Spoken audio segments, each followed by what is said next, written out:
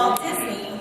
So, I'm going to be talking to you guys about customer and consultant service, and they both overlap because when you deal with customers, you also deal with your fellow consultants. So, I'm going to talk about your first reputation, or your reputation. That is your first impression when you meet somebody. They, sometimes have heard of you, maybe, through the grapevine, but in this modern day and age with all this great technology, wireless mics, cell phones, it comes from a lot of other places now too.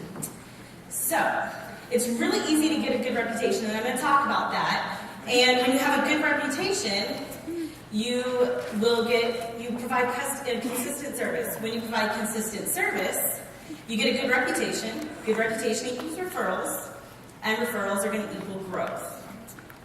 So, the first place that people get their first impression from you is your personal website, believe it or not. You set up a party, you book it for Bianca. Bianca's got this party going, she's sharing with all of her friends. They're going to your PWS and they're checking your workstation out. They are not looking at it to look at your product. They're coming to check you out. I tell my team this all the time. Do I not, ladies? Your website is your lifeblood. Keep your picture current. I just struggled with getting my picture changed. If you download Mozilla, it's a lot easier. Every time something changes in your life with your appearance, change your picture. You cut your hair off. I cut my hair off. I changed my picture. You change the color of your hair. Change your picture. You lose 100 pounds on Weight Watchers. Go you. Change your picture. People, that's what they're basing who's going to knock on their door. If you don't look like your picture when you show up, they're going to be like, okay, who are you and why are you at my house?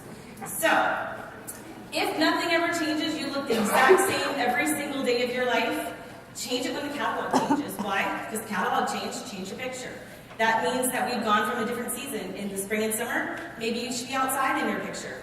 In the fall and winter, if you live up here, upstate New York, maybe you could be shoveling some snow with a Cincy warmer in your hand. Make it cute. It's my ultimate goal to take a picture with bars scattered around me, and don't steal my idea, I will hunt you down. With bars scattered around my head. Why? Because I think about them constantly. I don't know. So, write your Cincy story. Your story tells why you're doing what you're doing. It's so important that people know why you're selling Cincy. Are you selling Cincy because you want to have a new car and make your car payment with your Cincy pay? Then tell them that. Is your Cincy story because your husband's in the military? Because mine is. And I decided to join Cincy because we were moving up here to upstate New York, and I went on the PWS, and it was in the beginning of New York's introduction to Cincy. And it gave me 5 consultants, went on their websites, nobody had a picture, nobody had a story. I don't know who this person is, and I don't know why they're selling Cincy. So I was like, all right. Told my sponsor, she said maybe you should sign up. I was like, you're funny. And look where I'm at now. So another thing you want to do is you want to have open parties. And what I mean by that is if you have no parties during the month of January, January is a hard month for some people, put a party on your website and call it your January open party. Customers come in on your website, see that you're working your business, they see that you have an open party, and they may place that order underneath that party. If nobody does, next month go in, edit it, change the name of it to February's open party. Nobody orders off of it, and then Bianca books her party, change it to Bianca's party. There you go. You can change that party and update the name of it, so keep an open party. It's so important that you do this because this is how people base their perception of you, and your perception creates your reputation, and it's always said to precede you, so make sure it's good. Social media. This is the bane of my existence, and I will tell you why. I get on Facebook and I see people that I know are in a home-based business posting things, and I'm just like, why would they do that? People go on your social network sites, your Facebook, your MySpace, they look at it and they say, wow, she's great, she does da-da-da-da-da. Or they look at it and they go, oh, I don't even want to associate with her. So, let's go over some do's. Do talk about your business. It's been said that if you talk about your business, for every 3 business posts, you need to post at least 1 personal post. People don't want you to be like the Cincy robot. They don't want you to be like, Cincy sale, Cincy sale, Cincy sale, and never talk about you. They obviously friended you on Facebook because they want to be your friend, not because they want to see just about Cincy. Some of them are there just for Cincy, but most of them want to see about you. So, talk about yourself. Chat with your friends and family. You see somebody post something that you think is awesome, talk about it. Say, oh my gosh, that's so funny, haha, I like that. Be yourself, but just be a good version of yourself. Keep your private topics private. Now this is in the do, because I want you to keep your private topics private. Your husband and you got in a big old fight, the whole world doesn't need to know that. Okay, don't. Don't trash talk others. This includes other brands. So somebody you know signed up to sell a competition brand, don't advertise for them. Don't do it. Don't say, oh, well, our stuff's better because this is why, and call that brand out. If someone has questions, you take it off your Facebook public page, private message them. Call the person up, explain what's different. Don't blast it on Facebook, because when you're slandering another brand, they can use that as ammunition against you and against your character. Now, we've all seen those statuses that say, repost this, or these 16 dogs in California are going to die. And people copy them and paste them, copy them and paste them. That drives me crazy. Those 16 dogs in California aren't going to die because you didn't repost a status on Facebook. Don't do it. When you create this much chatter, you get ignored. If you are constantly posting this every 5 minutes, unless it's a new catalog transition, because I did it with Grace Adele's launch. Who else did it? It was like every 5 minutes. Oh my gosh, look at this. So, don't fill up the airwaves with your mindless chatter, because people, they just keep scrolling right past you when they see that. So, here it is again. Don't complain about your life. Don't complain about your hubby, your kids, etc. If you need a place to vent, call somebody. If I'm your sponsor, call me. So, now, you want to create a lasting impression, because we just made our first impression. So, we're going to go into those Cincy core values. I know that Bianca and Nikki talked about them, and I'm going to kind of overlap and refresh this, and Joel said that that's, a good thing. So, simplicity.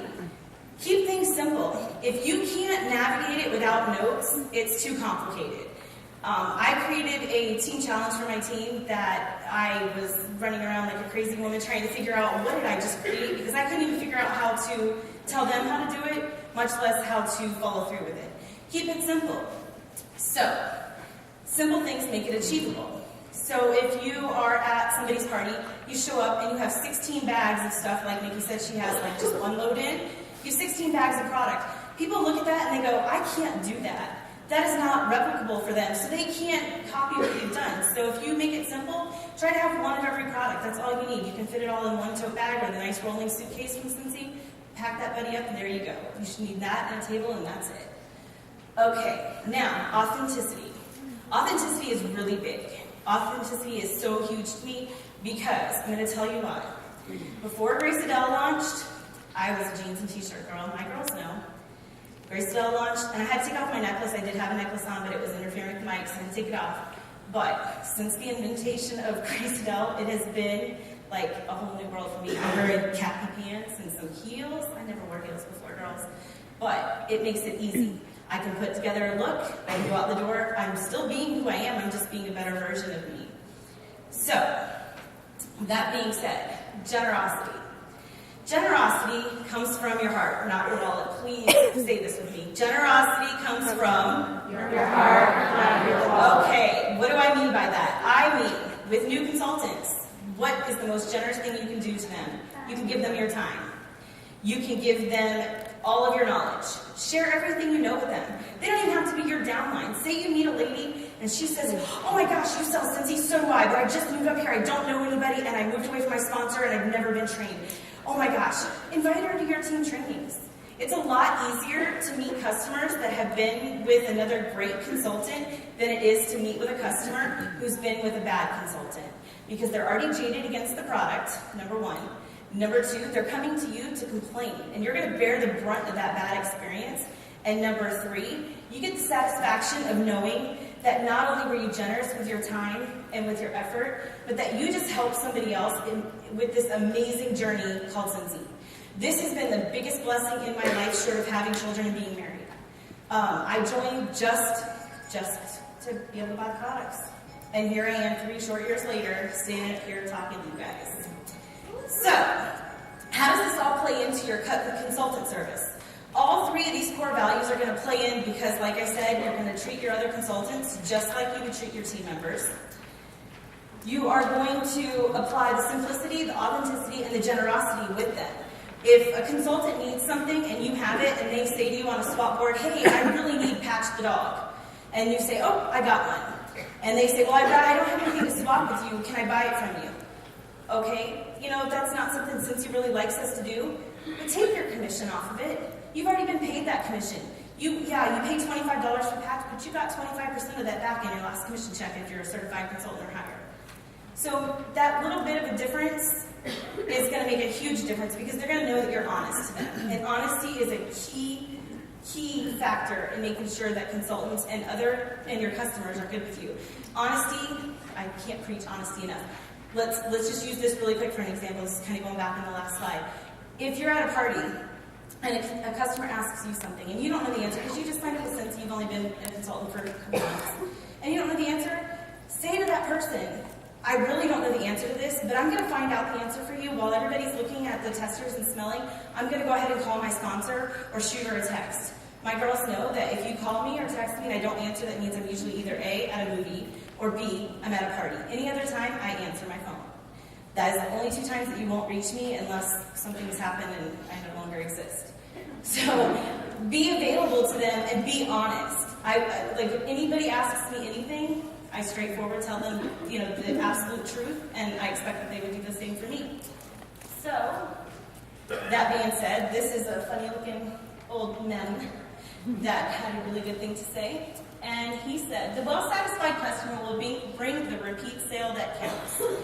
JCPenney. So we all know JCPenney's has been around since like 1908.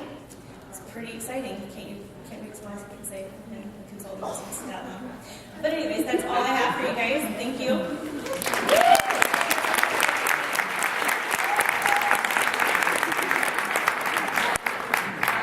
You get to come back? I get to come back to the hot seat. All right. I have a couple of questions for you. Yes, sir. We have Amy Gilder. Is Amy here? Hi, Amy. Hi, Amy. Back in the back. So Amy Gilder is from Wellsville, New York, and her question was, how can I stand out from the crowd when looking for new customers? Okay, one way that you can stand out from the crowd is to always make you have your business open. I do that by wearing Scentsy logo apparel. I'm really big on that. Wearing Grace Adele jewelry. People stop you and ask you, carrying a Grace Adele purse. I get stopped all the time with the red Sarah. That's like my big purse right now. But when people stop and ask, then you have now just made that first contact, and by taking their name and taking the time to call them back, you've just set yourself apart from the competition because you maintained that contact and didn't just let it disappear. Oh, great. Good answer. All right. Now do we have Shauna Inman-Praxi? If I pronounce that right. Shauna, are you here? That's in the parking lot. Sean's here. She's over here. Oh, hi, She's in the Shauna. dark. We're going to hear noise. We can't see it. It's really dark. All right, her question. She's from Syracuse. Her question is, I would like to know how to utilize my contacts in a more effective way, as in contacting, I think I wrote this down wrong, as in contacting hosts or notifications of specials. Oh, that's a great question. The first thing that you can do is make sure that the top part of your order form is completely filled in at all times. That way you have their phone number, you have their address, and you have their email address.